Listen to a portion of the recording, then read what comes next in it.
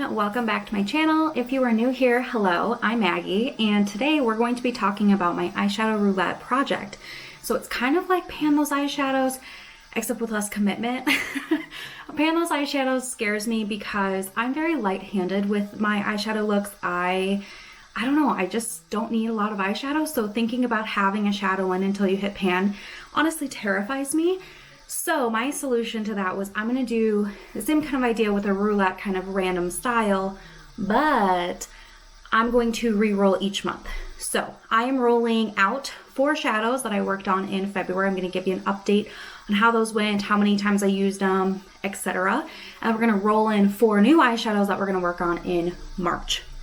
So I'm going to leave the other videos, my playlist, up above, down below, if you want to check out how I've been doing this whole time. I started this in October just to kind of see if I like it or not, and now I'm hooked and I can't stop doing it. So let's go ahead and start. I'm going to start with the shadows that I used this past month that were my focus shadows.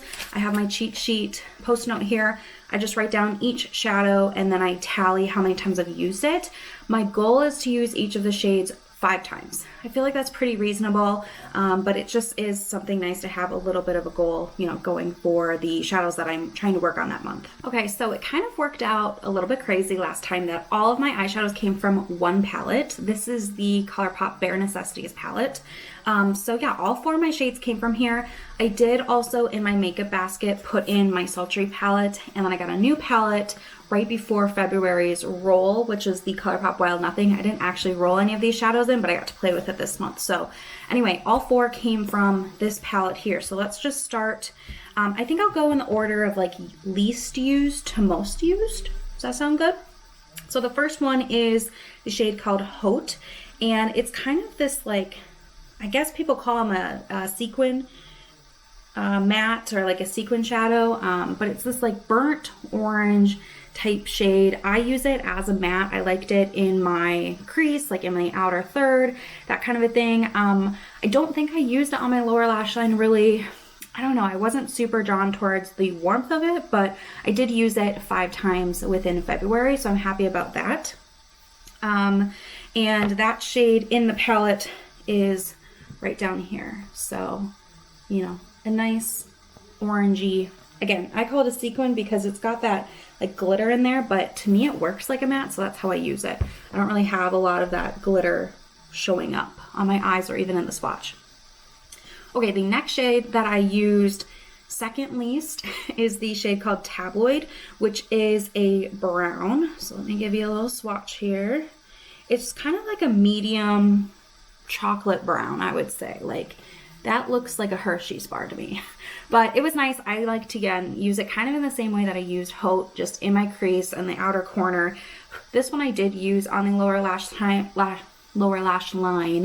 a time or 2, and that is it right here. So not really a dip in either of those. I used Taboo 7 times, so a little bit more than Haute, but still not enough to hit pan or anything like that. The next 2 shades I used 10 times each, so I feel pretty good about that. The first one is Baubles, which is another one of those sequin matte / glitter eyeshadows. Let me get a little swatch here. And this is kind of I would call it a charcoal black. It's not the blackest black, but it definitely packs a good depth there. I like this one to use as a liner, and I do have a little bit of a mark in here where I was digging in my liner brush. Hopefully you can kind of tell in there where, you know, I was digging. I did not hit pan, but I did get a good dip going in there, which is nice. I use dark shades like that for my eyeliner every day. I don't actually use pencil eyeliner or liquid eyeliner or any of that. I switch to eyeshadow and I love it. I just wet my brush with the setting spray and then dig in there and, you know, draw it on, and I'm happy with it. So that's how I got to use that one. I used that one 10 times. And it was really easy for me to use because it's kind of one of those shades that, okay, that's just going to be my liner shade. I am working on another, I guess I would consider a liner shade in my project Pan, so I kind of alternated between the 2, but I did use this one 10 times. The last shade that I was working on in February I also used 10 times, and that is the shade Silk Teddy. It is what I have on my lids today, but I don't know, my makeup is kind of worn. So this is a really beautiful shade. It's one of the softest eyeshadows I think I've ever felt.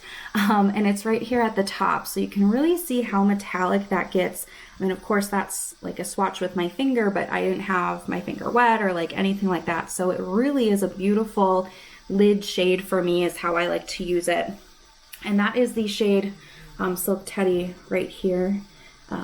So, you know, you can tell that I used it. There's some disturbance. I wouldn't say there's like a dip or anything, but it was beautiful. And it was such a nice shade to just have that I can throw all over the lid and like call it a pretty much an easy look with that. One of these two in the either Haute or Tabloid in the crease, and then this one as a liner, and I was like good to go, which I really appreciated, having that kind of a quick eye look available. So these were the 4 shadows, like I said, that I used in February. I did not hit pan on any of them, but I did get some good use out of them. So pretty pleased with that.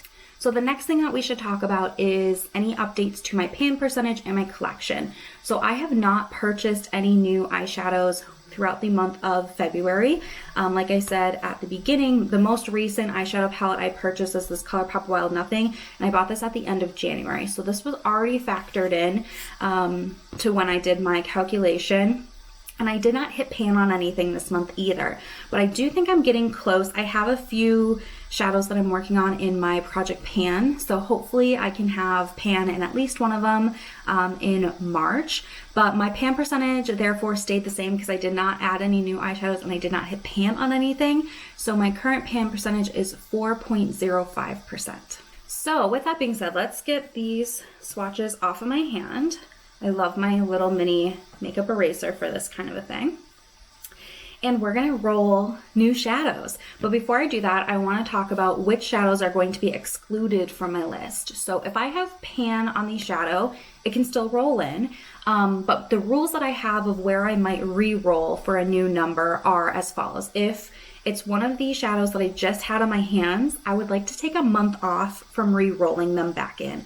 So if it was one of those 4 from the Bare Necessities palette, I'm going to skip and re-roll. Because the point of this to me is to just get variety and to kind of pick around in my palettes a little bit more than I was naturally. So I don't want anything to duplicate like month to month.